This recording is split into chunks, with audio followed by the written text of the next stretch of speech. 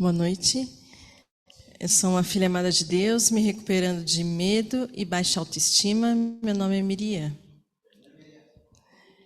Bom, o Jorge fez o convite mais uma vez e eu atendi aí o desafio de Deus para falar de uma coisa bem que fala muito comigo, né? Esse tema de educação de uma maneira geral, também relacionamento com filhos, e eu digo que é um novo aprendizado, né? E eu não tenho pretensão nenhuma de que nessa pequena palavra minha vá mudar radicalmente. Na verdade, isso é uma provocação para a gente refletir das nossas práticas, do que a gente primeiro, enquanto filhos, né, que todos somos, o que muitos dos nossos traumas, a raiz foi na nossa infância, e como a gente lida com isso, porque às vezes a nossa área de recuperação é só a ponta do iceberg de toda uma demanda de traumas, né? E o que a gente vai fazer a partir daí, né? O pastor Ed fala: você foi mordido por um cachorro aos 7 anos e vai ficar aquela dor, remoendo aquela agonia. Não, agora nós somos adultos, maduros, e agora o que eu vou fazer a partir daí, né? Desses traumas que eu sofri. E eu sou mãe do Pedro e do Jonatas. Pedro com 13 anos, Jonatas com 10. E eu posso dizer que eu fiz, na primeira infância deles, que os dois já passaram, muitas coisas erradas. Muitas coisas erradas. E muita coisa eu estou reaprendendo, né? Fruto também dessa minha educação, né?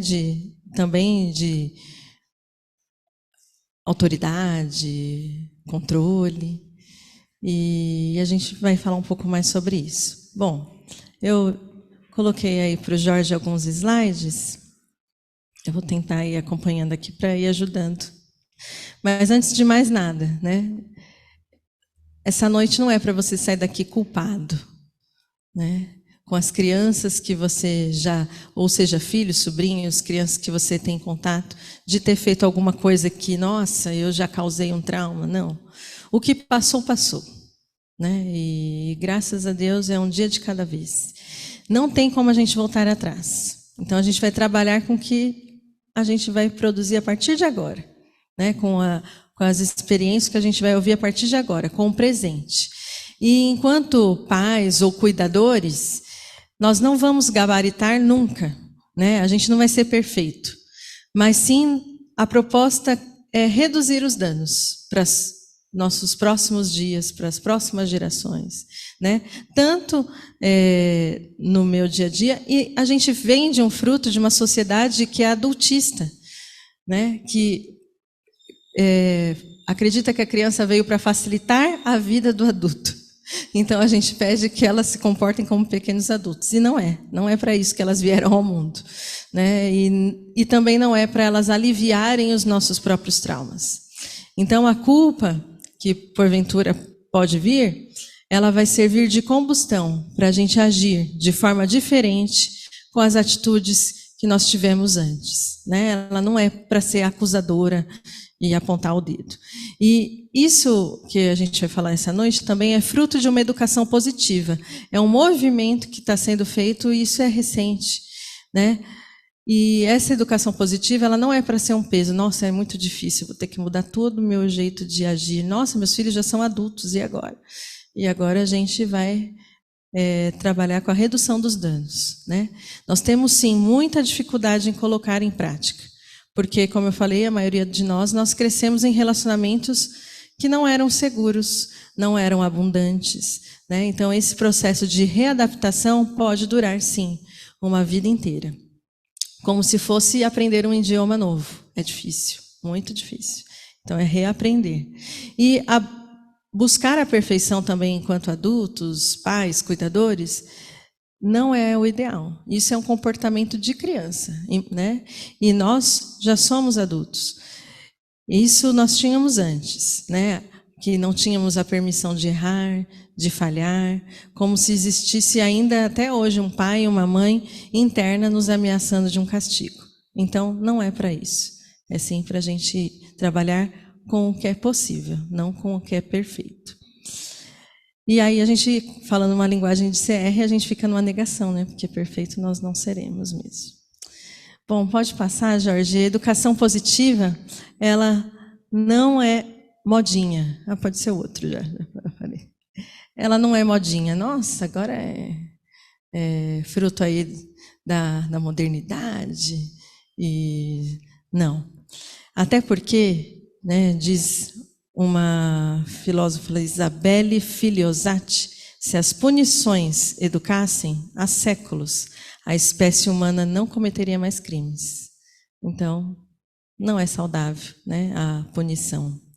E houve ainda uma pesquisa realizada em 98 pelos médicos Vicente Felitti e Robert Anda, onde os participantes foram questionados sobre 10 experiências específicas durante a infância. E foi surpreendente o resultado. Por exemplo, o abuso físico, sexual, emocional, a negligência física, a negligência emocional, doenças mentais em um dos adultos cuidadores, pai e mãe encarcerados, figura materna também tratada com violência, abuso de drogas e divórcio. Tudo isso mostrou que uma pessoa que experienciou alguma dessas coisas, ou mais de uma, na sua infância, elas, na vida adulta, tiveram as maiores manifestações de doenças cardíacas, respiratórias, autoimunes, até o abuso de drogas e suicídio. Então, uma infância tumultuada, conturbada, com todas essas situações, ou uma delas, são adultos que sofrem um pouco, né? Hoje a gente, enquanto celebrante, a gente observa nós mesmos, na nossa vida adulta, alguma situação que a gente já passou na nossa infância. E a sociedade, ela encoberta o adultismo estrutural, preocupando-se mais com o que os adultos vão pensar. Deveria ser ao contrário, né? E mais com as crianças, com o bem-estar delas, né? O ato de dar muito colo, acreditam que pode deixar a criança mal acostumada. Onde já se viu? Ela só quer um carinho, um colo. E é tão pouquinho o tempo dela enquanto criança, né? E depois a gente não tem mais esse colo. Então, é isso. Eu estou cuidando de você, então nós estamos aqui nessa noite cuidando de nós para poder cuidar melhor das nossas crianças. E nós não queremos nem a perfeição. A gente procura a redução de danos, né? Pode passar, gente. Agora eu vou fazer uma pergunta para vocês pensarem, refletirem aí. Você consegue se lembrar de ter ouvido algum palpite ou até recomendações profissionais que geraram desconforto sobre o que fazer ou não com a sua criança, em relação a deixar ela mal acostumada, não dar colo? E caso você tenha cedido a essa sugestão, mesmo te fazendo mal, você consegue pensar por que você acabou cedendo? É essa questão aí do adultismo estrutural, né? Se a nossa sociedade fosse centrada na criança, nós levaríamos a sério o fato de uma mãe estar sobrecarregada, exausta, não dar conta de se disponibilizar para suas crianças no que diz respeito à parte emocional. E também iríamos nos preocupar com aqueles que estão também em situação de vulnerabilidade social, né? Afinal de contas, uma família fica aflita, um pai, uma mãe, se não sabe nem se vai ter amanhã o que comer. Então, não tem emocional que aguente isso, né? Eles estão lutando com a sobrevivência. E nesses dois cenários não há abundância emocional, né? Apenas aflição e estresse, e principalmente para a criança, porque ainda que ela seja inocente, não compreenda, ela sente, e sente tudo, né? Aí tem mais uma figura pequenininho aí. A médica está recomendando, se fosse assim, né? Que bom. Doses de colo, afeto e carinho para o bem-estar do seu filho, né? Bom, no próximo, o amor é um fator protetivo. Então, só sentir não basta. Precisamos proteger as nossas crianças. É uma geração cheia de pais que amam seus filhos profundamente poderia mudar o cérebro da próxima geração. E com isso, o mundo, disse o Charles Higson. Adultos queridos, não basta sentir amor por uma criança, simplesmente. A prova do amor, ela é necessária para as crianças, para elas entenderem que de fato são amadas. Elas precisam de atitudes, né? A nossa atenção, a forma que a gente fala, né? Que a gente cuida e trata a criança. Às vezes é tão involuntário. Meu filho menor, às vezes numa reação, que às vezes eu vou dar uma resposta, ele, nossa, você já está com raiva. E de fato, às vezes eu não estava com raiva, mas ele me pontua. E dar resposta assim de pronto, às vezes dá essa impressão que a gente está agindo aí, como ele citou aí para mim, com raiva. E um tratamento que também transmita essa amorosidade, né? A gente tem dificuldade do toque, porque a gente não foi tocado, né? Nossos pais cresceram em outra geração, era outra forma de amar, de cuidar, e não tinha. Então a gente também fica tímido com os nossos próprios filhos, com as crianças com que a gente tem contato, e a gente é travado. E a gente precisa exercitar isso, né? E dar essa segurança para as crianças, promovendo então esse desenvolvimento saudável, reduzindo os danos e as consequências da educação adultista e violenta, né? Que só transmite insegurança e medo. Então, vou ser meio polêmica, mas gritos, castigos, punições, o ato de ignorar a criança, deixa chorar que passa. Né? Palmadas são métodos que são nocivos e prejudiciais para a saúde emocional e física das crianças. E, como disse o título hoje, só resta energia para ela sobreviver, né? Não mais desenvolver saudavelmente. E nós adultos precisamos mudar essa visão adultista de tirania mesmo sobre as crianças, né? Desconstruindo a ideia de que repreensão é válida para o processo de educação. E não é. A gente não prospera no meio da dor, a gente prospera com amor. A forma que nós tratamos, que nós amamos, influencia a enxergar o mundo.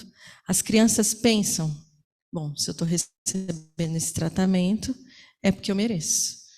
Estou recebendo grosseria, é porque eu não sou digno de um carinho. E a autoestima da criança está totalmente relacionada a isso.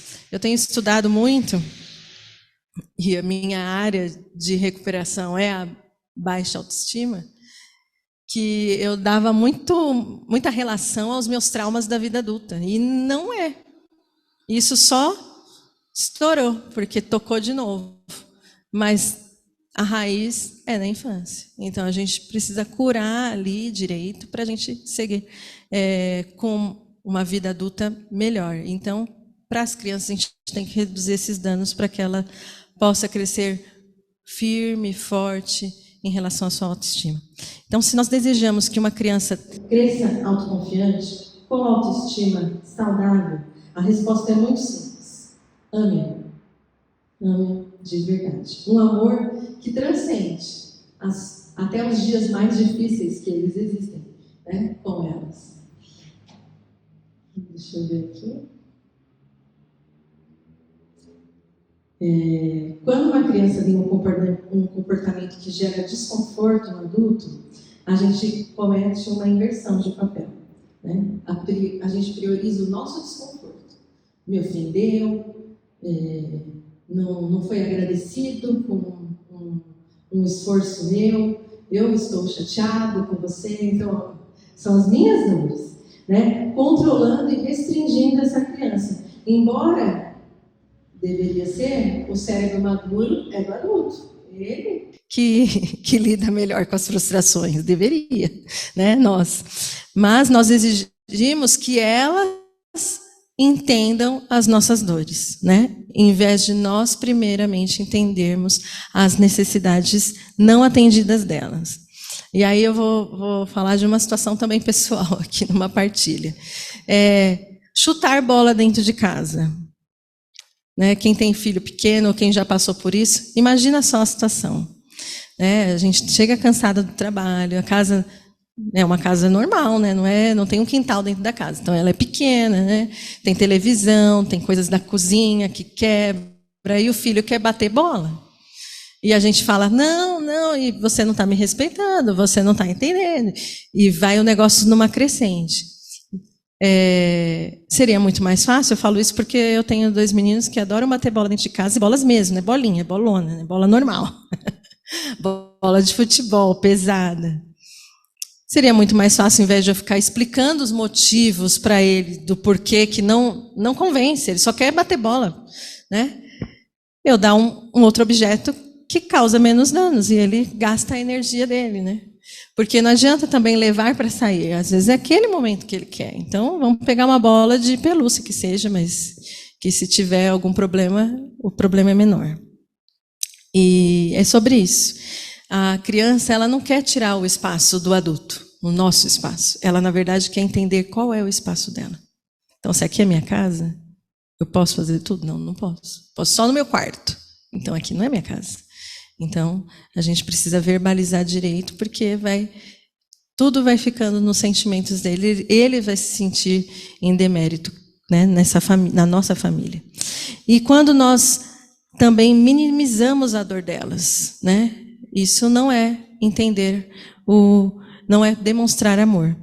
Quando eles estão com alguma dificuldade, a gente diminui, né? A gente tem acolhido os sentimentos de fato deles, né? Eles estão se sentindo compreendidos, se sentem vistos, levados a sério, né? Isso fortalece o senso de confiança da criança nesse adulto cuidador, né? Seja pai, mãe ou cuidador. Então, ele vem com uma dor, mas não é nada, né? Ou briguei com meu amigo, o amigo não olhou mais para mim. Não, mas você vai fazer outra amizade. Não, mas eu estou chateado por conta daquele amigo, não é o outro, né? Então, acolhe. E não é muito falar. Você quer chorar? Tem um ombro, pode chorar, pode resmungar, eu estou aqui para te ouvir, e não para ficar dando palpites, pitacos, né? Você vai ver o que vai ser a vida. Nossa, está chorando por isso? Diminuindo sempre, né? Haverá, sim, momentos que a gente não vai conseguir atender todas as necessidades emocionais das crianças. Mas, lembrando, não somos perfeitos e nem temos a pretensão de, mas sim apenas reduzir os danos. E aí, acho que está no próximo aí, como você gosta de ser acolhido, você adulto, quando você está triste? Você se sente à vontade para pedir acolhimento com os que são próximos a você? De chorar com uma pessoa de confiança? Então, da mesma maneira, as crianças, né? É muito mais fácil e conveniente amar e demonstrar amor às crianças quando elas estão lindas, obedientes, tudo bonitinho, né? Agora, quando elas não se comportam dentro das nossas expectativas e exigências, esse amor condicional está condicionado a um tipo de conduta. Então, ele não liberta. Pelo contrário, ele controla, né? Depende para eu ser amado, então é controlador. O nosso tratamento só é favorável se a criança está se comportando bem. Então, mais uma vez, dentro das nossas expectativas de adulto, usamos o amor como moeda de troca, beneficiando, é um preço, né? Beneficiando o adulto, e quem paga o preço é a criança. Então, são apenas moedas para esse amor. E aí, uma pergunta que é esse daí. Você consegue se recordar dos momentos da sua infância nas quais você tenha tido comportamentos ruins e não ter sido adestrado para isso? Como lidavam os adultos com seus maus comportamentos? E como você gostaria de ter sido acolhido? E aí o pai está dando uma bronca, né? Você acha que pode fazer o que quer? Quem manda na minha casa sou eu. E aí o exemplo da bola. Eu só queria chutar a bola. Então ele nunca se sente pertencente. E aí a gente acaba acelerando alguns processos, né? Quantos de nós não queríamos crescer e sair da casa dos pais? Porque a gente não se encontrava ali, naquele espaço que era nosso, né? Acolhimento, né? A linguagem do amor universal. Até o próximo. O modelo essencial para o desenvolvimento emocional de uma criança, assim como o desenvolvimento saudável, é o cérebro. Então, é uma relação receptiva com adultos responsivos. Você sente hoje, adulto, que tem que ser forte o tempo todo? Não pode parar, não pode desistir. Desistir não é uma opção, né? É a frase. Sente que o seu choro incomoda os outros? Seu momento de fraqueza? Ou que não deveria chorar porque há pessoas em situações piores do que a sua? Nossa, me sinto tão mal. Tem gente passando por coisa bem pior, né? Mas não é assim que a gente verbaliza quando a gente nasce, quando são bebês, né? A gente chora sem pudor, a gente só quer um colo, só quer o carinho, não fica pensando, tem gente com mais problema do que eu e eu só queria um colo. Não, chora porque tem que chorar, né? Chora até que um adulto pegue ele e coloque nos braços. Todos nós nascemos assim, sem pudor, mas depois nós vamos mudando essa característica em nós, né? O que você acha que aconteceu com você para que hoje, talvez você não se sinta à vontade para pedir acolhimento para outra pessoa? Foi a forma com que você foi tratado aí ao longo da sua primeira infância, na vida? Então, nós adultos acabamos não acolhendo as crianças porque nós achamos erroneamente que isso vai reforçar o tal comportamento ruim, como a birra, né? Não vou acolher. A criança não entende, por exemplo, ela quer chupar um pirulito no café da manhã. Ela não entende que ela não pode comer doce logo que acorda, que ela tem que se alimentar com vitaminas, com comida saudável. Ela não entende, ela só quer o pirulito. E a gente fica insistindo, né? E vira uma guerra de braço mesmo, querendo provar para o nosso filho que nós somos mais fortes do que eles, do que a birra deles. Faz sentido fazer essa guerra com uma criança? Na verdade, quem é o imaturo? A criança, o cérebro do adulto, que é o maduro, né? Então, ela não consegue controlar os seus sentimentos, o sentimento de frustração, e ela, na hora que ela é contrariada, ela só retorna com ira, né? Com muita raiva, uma explosão de raiva. E a criança não quer chantagear ou manipular o adulto. Ela só quer demonstrar o seu sentimento, que é de frustração. E quando a gente olha os comportamentos, né, para esse momento que a gente quer controlar, a gente não vai entender o sentimento da criança, a gente só quer conter. Conter aquela raiva, conter aquela birra, e, na verdade, a gente deveria acolher. Então, tratar mal, com rispidez, uma criança que se comporta de forma desafiadora, não ensina a se comportar melhor. Só diz que ela não é digna para ser tratada com respeito, né? E quando a gente acolhe a criança, quando trata com respeito, ela sente, então, alívio. Isso também gera outros problemas na vida adulta, porque ela aprende a ser desrespeitada, né? Então, ela leva com naturalidade problemas muito mais sérios de abuso mesmo. E aí, ela só está chorando, os pais tratando com indiferença. Deixa eu chorar que daqui a pouco passa. Ela quer ser acolhida. Bom, por que a forma que nós tratamos as crianças define como elas se sentem? Vou passar o próximo e mostra aí uma imagem de um iceberg, né? Então, a ponta do iceberg são a birra, as respostas mais ríspidas, os comportamentos desafiadores, quando, na verdade, a base desse iceberg foi porque ela estava, muitas vezes, com sono ou com fome. Então, a reação dela vai ser de explosão.